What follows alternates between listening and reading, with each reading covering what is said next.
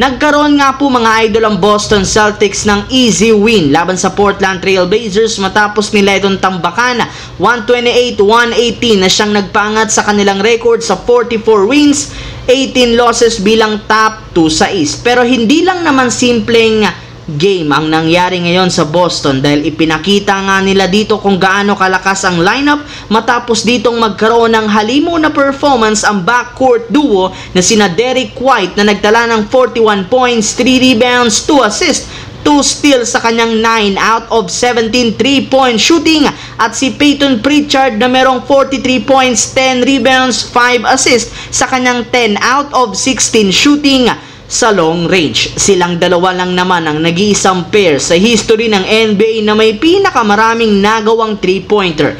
Bukod dyan, kasalukuyan rin naman ang Boston Celtics ang itinuturing na 3-point king sa dami ng binibitawan nilang mga 3-pointers sa nakalipas na laro. Kaya isa nga ito sa ganitong aspeto ang Boston sa mga dapat paghandaan ng kanilang mga makakalaban pagdating ng playoffs. Samantala, pagkatapos nga po na maipanalo ng Lakers ang last game laban sa Pelicans at magkaroon ng 7-game win streak, kakalabanin na rin naman nila susunod ng New York Knicks. At bago pa magsimula, inanunsyo na ng Lakers kung saan nakalista dito bilang questionable si Jordan Goodwin at hindi pa rin naman dito na maglalaro si Rui Hachimura, Maxi Kleber at si Markieff Morris na pare-parehong may injury. Nakalista rin naman dito bilang probable sina LeBron James, Luka Doncic at maging si Austin Reeves. Yes mga idol, malaki ang tsansang makabalik na si Austin Reeves matapos ang ilang game na pagkawala nito dahil sa injury. Wala na rin naman siyang nararamdaman sakit sa kanyang binte na rason bakit nakasama na ito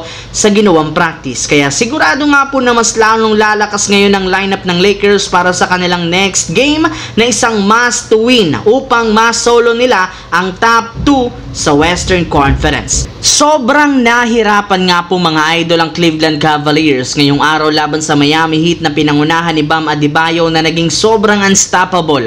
34 points, 12 rebounds, 5 assists. Buti na lang, nagawa pa rin ang Cavaliers na makuha ang panalo 112-107 gamit ang nagawang 26 points ni Donovan Mitchell. Tinulungan rin naman siya dito ni Evan Mobley, 15 points, 10 rebounds at syempre DeAndre Hunter na merong 16 points.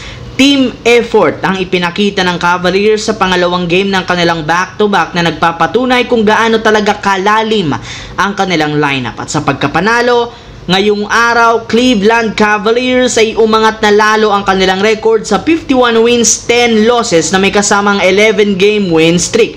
Bukod dyan, sila na rin naman ang kauna-unahang team ngayon na opisyal ng pasok sa playoffs pagkatapos lamang nilang manalo laban sa Miami Heat na isang patunay na sila ang isa sa mga best team.